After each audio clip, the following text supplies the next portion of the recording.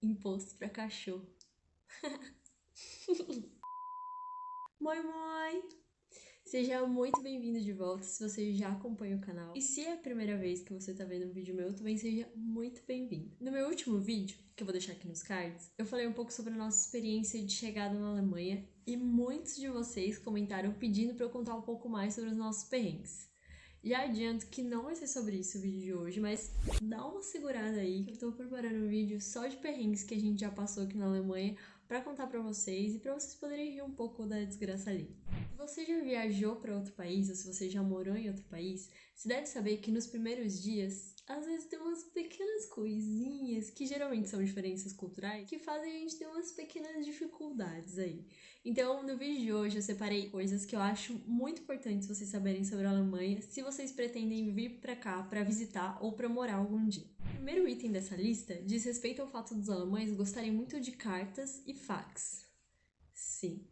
Se você é da geração 2000, provavelmente você nem sabe o que essa segunda palavra significa. Então eu vou deixar uma imagem aqui na tela do que é um fax. Mas isso acontece porque os alemães basicamente não veem o e-mail como uma forma de oficializar as coisas ou de fechar contratos e selar acordos.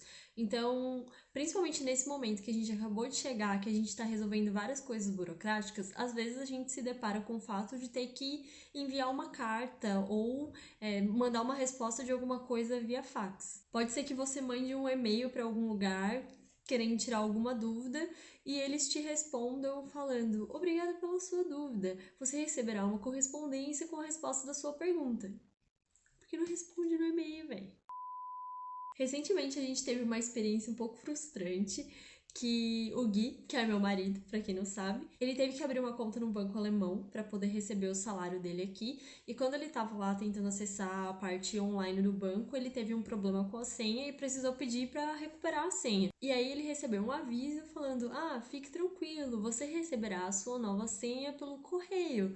E aí a gente ficou tipo: "Mano, a senha do banco online pelo correio, sim. Então, se você estiver vindo para cá, principalmente para morar, não se assuste se algum alemão ou se algum órgão alemão te pedir para enviar uma coisa por fax ou por carta. O item número 2 dessa lista, que a gente já sabia, mas que a gente esqueceu e que a gente lembrou porque a gente passou um pequeno aperto, foi o fato de que os apartamentos aqui na Alemanha não têm número. Então, por exemplo, no Brasil, se você mora num prédio, você mora no quarto andar, provavelmente você vai morar no apartamento 41, 42, sei lá. Aqui isso não existe. Aqui você precisa colocar o seu sobrenome no interfone, na entrada, na caixa de correio e na porta do seu apartamento, porque é assim que as pessoas vão te achar. Então, nos nossos primeiros dias aqui, a gente precisou ficar de quarentena, então a gente precisou pedir entrega de supermercado. E na primeira vez que a gente pediu, o nosso pedido simplesmente não chegou, e o único aviso que a gente teve no aplicativo do supermercado era de que o nosso pedido tinha voltado. E a gente não tinha ideia do porquê, a gente estava desesperado porque a gente precisava comer. E aí a gente lembrou que a gente não tinha colocado nossos nomes. Então, mesmo que você esteja vindo para cá para visitar, se você vai ficar no Airbnb, alguma coisa que você vai fazer pedido online ou vai pedir para entregar alguma coisa, coloca lá uma fita com seu sobrenome escrito e cola lá na porta do seu apartamento, porque senão as pessoas não vão te encontrar. O terceiro item dessa lista, e que eu não poderia deixar de falar, é sobre vegetarianismo. Para quem não sabe, eu sou vegetariana, então eu recebi muitas perguntas a respeito disso quando eu deixei um boxzinho de pergunta lá no meu Instagram. E como vegetariana, o que eu posso dizer é que eu estou extremamente feliz vivendo aqui. Eu dei uma pesquisada e eu vi que cerca de 9% dos alemães são vegetarianos.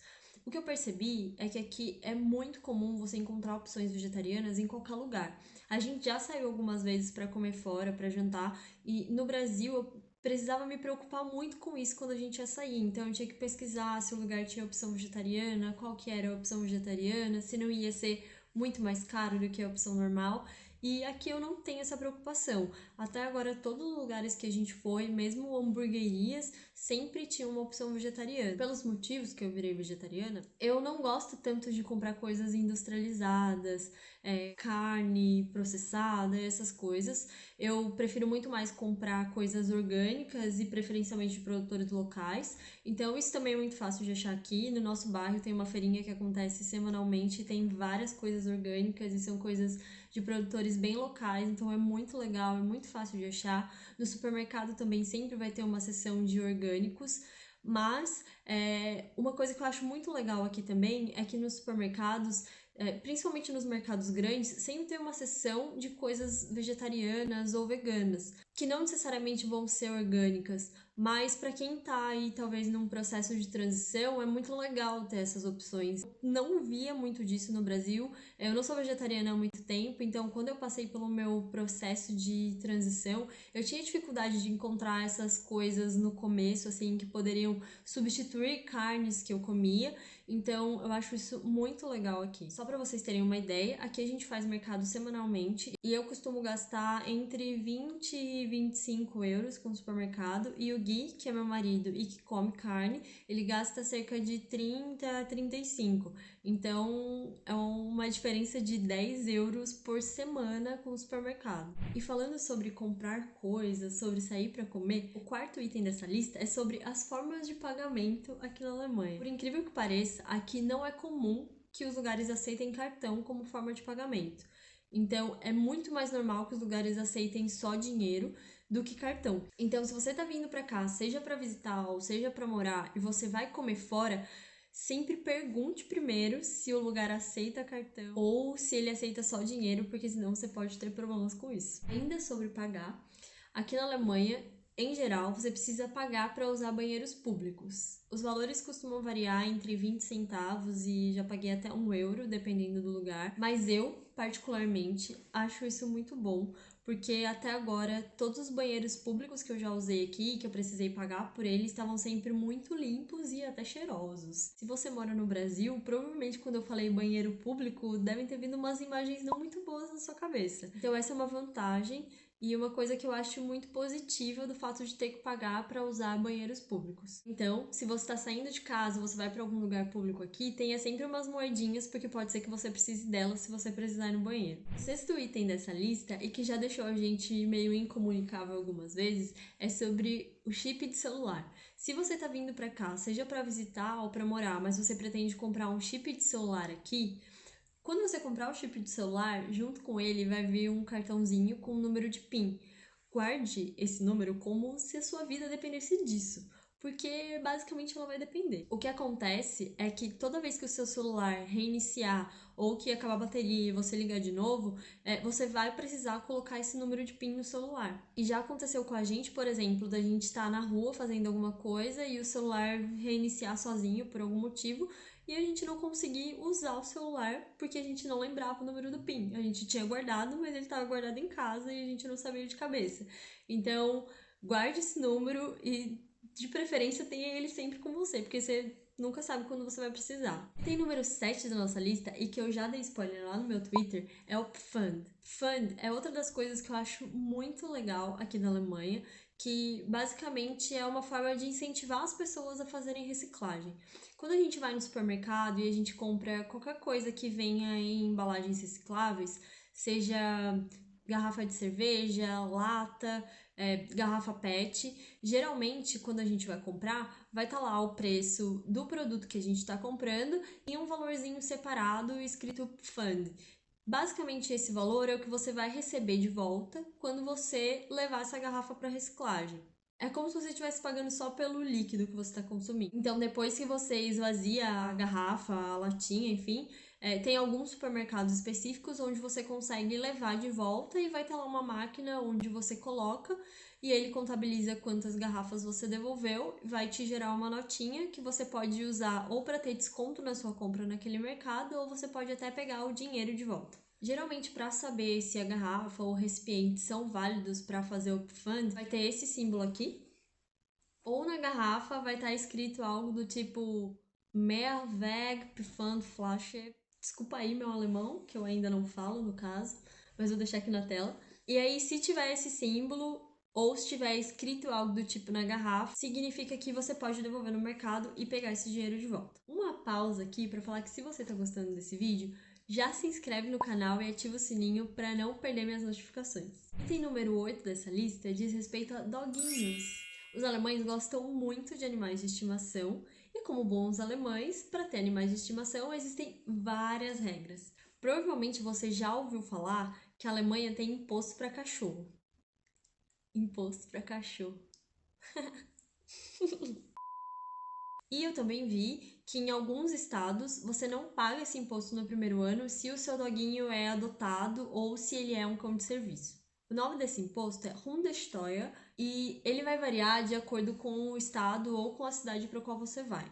Aqui em Hamburgo, pelo que eu pesquisei, o valor desse imposto é de 90 euros por ano. Além do imposto, outra coisa que os alemães costumam pagar para ter um animalzinho de estimação é um seguro que é meio que um seguro de responsabilidade social, que eu não vou nem me arriscar a falar o nome, mas vou deixar aqui na tela para vocês, que é basicamente um seguro que vai cobrir possíveis danos que o seu doguinho venha causar a outras pessoas. O item número 9 é algo que muitas pessoas têm curiosidade sobre a Alemanha e muita gente já me perguntou: Céu, é verdade que os alemães gostam de andar pelados? Aqui na Alemanha existe um movimento que vem desde o século XIX que chama Freikörperkultur, que significa cultura do corpo livre. Basicamente, o que acontece é que eles têm uma relação menos sexualizada com a nudez. Isso não quer dizer que você vai encontrar alemão andando pelado em qualquer lugar, mas acontece sim de alguns lugares específicos eles praticarem nudez. Existem em alguns parques, por exemplo, algumas áreas reservadas para que as pessoas que gostam de ficar nuas possam ficar nuas à vontade. E nas saunas aqui também costuma ser todo mundo pelado. Mas às vezes também acontece de você estar numa praia, aqui em Hamburgo, por exemplo, e as mulheres fazerem topless e isso não é um problema. O que eu, como mulher brasileira, particularmente, acho incrível.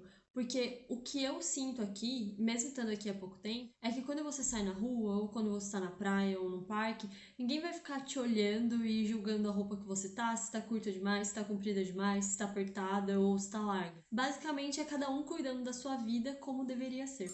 O último item dessa lista, mas não menos importante, foi uma coisa que muita gente perguntou lá no meu Instagram, que é sobre o inglês. Muita gente tem curiosidade de saber se dá para sobreviver só com o inglês aqui na Alemanha. E a minha resposta é sim. Basicamente, você consegue sobreviver com o inglês em qualquer lugar do mundo, eu acho. Mas se você me perguntar, Cel, então se eu souber falar inglês fluente, eu não preciso me preocupar em aprender o alemão se eu for morar na Alemanha? Eu vou te responder que não é bem assim. Primeiro que isso vai depender muito da cidade e da região da cidade que você mora. No bairro que a gente mora, aqui em Hamburgo, por exemplo, não é comum que nos pequenos comércios as pessoas falem inglês. Então a gente teve que aprender a se virar com o alemão por conta disso. Claro que no centro da cidade é muito mais fácil, qualquer lugar que a gente vai a gente consegue se virar com o inglês, mas esteja ciente de que isso não vai acontecer em todo lugar. Nesse primeiro momento, que a gente acabou de chegar e está resolvendo várias coisas burocráticas, por exemplo, a maior parte das coisas que a gente tem que resolver são em alemão. Então, se a gente tivesse o alemão, pelo menos no nível básico ali, isso já estaria facilitando muito a nossa vida. A gente gostaria de ter feito alemão antes de ter vindo pra cá, mas como eu já falei em outros vídeos, aconteceu tudo tão mais rápido do que a gente imaginava, que a gente acabou não tendo tempo de fazer isso antes. Sempre que a gente precisa resolver alguma coisa mais burocrática, preencher um formulário, enviar um documento, qualquer coisa, vai ser tudo sempre em alemão. Inclusive, na maior parte dos restaurantes que a gente já foi aqui, o cardápio tá todinho em alemão. Claro que hoje em dia existe tradutor e você consegue tirar uma foto ou digitar lá o que você quer traduzir na hora, mas para quem pretende morar aqui no dia a dia, isso não é muito prático. Então, se você tá vindo para cá e você não sabe alemão, a única frase em alemão que você precisa aprender é Sprechen Sie English, que é basicamente a primeira coisa que eu pergunto em qualquer lugar que eu vou ou para qualquer pessoa que eu encontro. E aí, se ela responde que sim, eu respiro aliviada e continuo minha conversa em inglês. Se ela responde que não, ou eu falo um Entschuldigung e saio andando, ou eu arrisco o meu alemão mais ou menos e tento ter uma conversa. Espero muito que vocês tenham gostado do vídeo de hoje. Esse é um tipo de vídeo que eu amo fazer, porque eu adoro contar sobre as coisas diferentes que a gente tem visto aqui. Então, se vocês quiserem, eu posso fazer uma parte 2, comenta aqui embaixo e me conta também quais desses itens vocês já conheciam ou qual deles foi mais curioso. Também não esquece de deixar o seu like e de compartilhar com seus amigos para me ajudar a chegar nos 200 inscritos. Até o próximo vídeo. Tchau!